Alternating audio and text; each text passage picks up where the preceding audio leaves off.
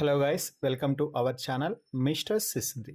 Big boss Telugu season 9లో మరో elimination complete అయ్యింది. ఈ వారం ఎలిమినేషన్లో భాగంగా మర్యాద మనీష్ ఎలిమినేట్ అయితే అయ్యాడు. ఇక మర్యాద మనీష్ ఎలిమినేట్ అయిన వెంటనే బిగ్ బాస్ స్టేజ్ మీదకి వచ్చి నాగార్జున గారితో మాట్లాడి ఆ తర్వాత వెంటనే మన టీవీ ద్వారా బిగ్ బాస్ హౌస్లో ఉన్నటువంటి కంటెస్టెంట్స్తో మాట్లాడటం జరిగింది. ఈ సమయంలో కామనర్స్ క్వాటాలో నుంచి బిగ్ బాస్ హౌస్లోకి ఎంట్రీ ఇచ్చినటువంటి ప్రియా, శ్రీజ అలాగే పవన్ కళ్యాణ్లతో మన మనీష్ అయితే మాట్లాడటం జరిగింది. మనీష్ ఈ ముగ్గురితో మాట్లాడుతూ మీ ముగ్గురు నుంచి నేను ఒక పాయింట్ అయితే కామన్గా అబ్జర్వ్ చేశాను. అది ఏమిటి అంటే మీ ముగ్గురు ఎవరైనా ఏదైనా చెప్తున్నప్పుడు అది వినకుండా నేను చెప్పిందే కరెక్ట్, నా పాయింటే కరెక్ట్ అన్నట్టు మీరు వాదిస్తుంటారు. ముఖ్యంగా శ్రీజ కానీ ప్రియా కానీ. పవన్ కళ్యాణ్ నువ్వు కొంచెం తక్కువే అయినా కూడా ఈ పాయింట్ నీకు కూడా వర్తిస్తుంది.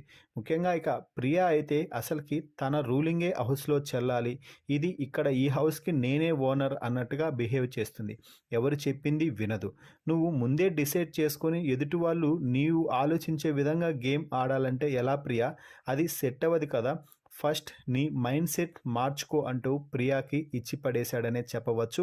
ఇక ఆ తర్వాత శ్రీజతో మాట్లాడుతూ, శ్రీజ నువ్వు టాస్క్లు అయితే బాగా ఆడుతున్నావు, కానీ మాటలు మాత్రం చాలా ఓవర్గా మాట్లాడుతున్నావు.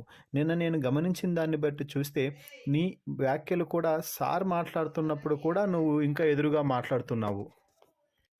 అలాగే నువ్వు ఏదైనా మాట్లాడుతున్న సమయంలో ప్రియా ఇన్వాల్వ్మెంట్ ఉంటుంది, ప్రియా ఏదైనా మాట్లాడుతున్న సమయంలో నీ ఇన్వాల్వ్మెంట్ కూడా ఉంటుంది.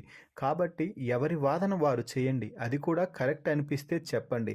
లేదా మీరు వారన్నారు కాబట్టి మేమనాలి, మేమన్నాం కాబట్టి వాళ్ళు అన్నారు అన్నట్టుగా పోతే మీరు కూడా త్వరలోనే ఇదే ప్లేస్లో నిల్చుంటారు అంటూ స్ట్రాంగ్గా కౌంటర్ అయితే ఇచ్చాడు మనీష్. మొత్తంగా మనీష్, ప్రియా, శ్రీజలతో మాట్లాడిన మాటలపై మీ అభిప్రాయాన్ని కామెంట్స్ రూపంలో తెలపండి. మరిన్ని బిగ్ బాస్ లైవ్ అప్డేట్స్ కోసం మన ఛానల్ని చూస్తూ ఉండండి. Please subscribe our YouTube channel mister సిసింద్రి.